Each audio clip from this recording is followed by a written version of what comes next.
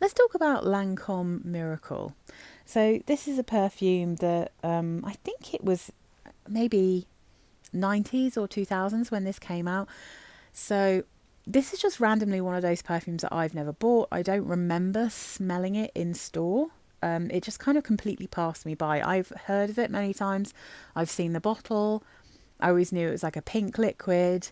I just never actually remember smelling it, and I've definitely never worn it before. So I thought this is going to be really interesting. I want to smell it, especially because I saw someone comparing it to Dior Forever and Ever. So I thought I've been trying to find like a good, affordable alternative to that one. So I thought I'd give this a try. I don't think it smells like that, but what I will say is like the very first spray, you get a very similar freesia, light, lovely, pretty, blossomy smell. But this one changes very quickly.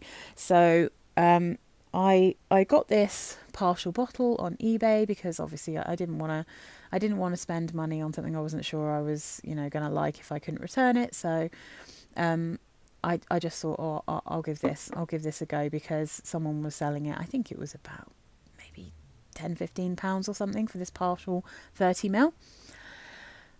I was very confused by this, I have to say, because um, I always, especially from the colour as well, I thought, oh, this is going to be maybe slightly sweet, girly, floral, but this is a warm, spicy perfume. It is still floral, but it's warm, spicy, and kind of powdery.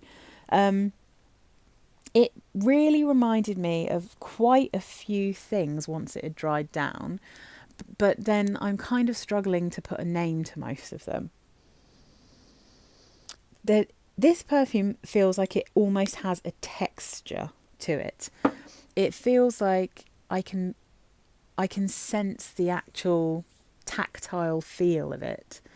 Um, it has a general scent profile that feels like it should be light, but then the warm spiciness of it and the powderiness of it makes it feel a bit heavier and a bit more cloying to me. I actually find this one ever so slightly sickly, despite the fact that I kind of like the general profile.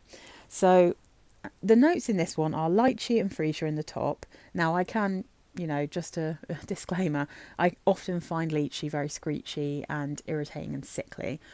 I don't think that that is what's making this particularly sickly. I think this is quite a nice version of lychee in the top. So it's not screechy, it's not sharp. That's not what's going on here at all. But in the mid, there's magnolia, pepper, ginger, jasmine, and mandarin orange. And you definitely get some of that kind of warm spiciness from the pepper and the ginger.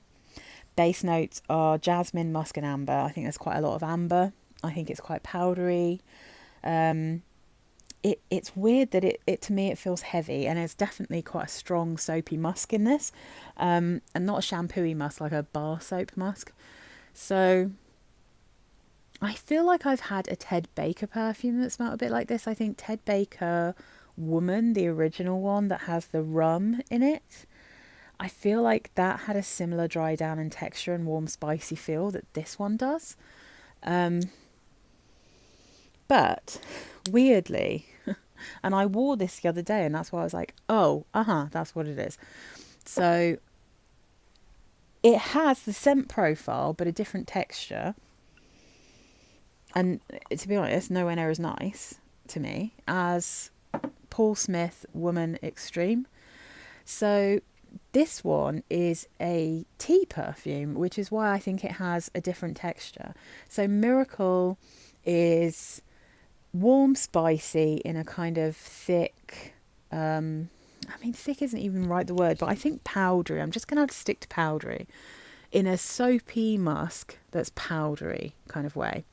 Um, Paul Smith Woman Extreme, because it is a tea perfume, it still has some elements that are slightly warm spicy because it's like a kind of fruity floral woody musky scent but with tea, so it's got more of a transparent watery feel to it, but it still has that lovely warmth from the wood.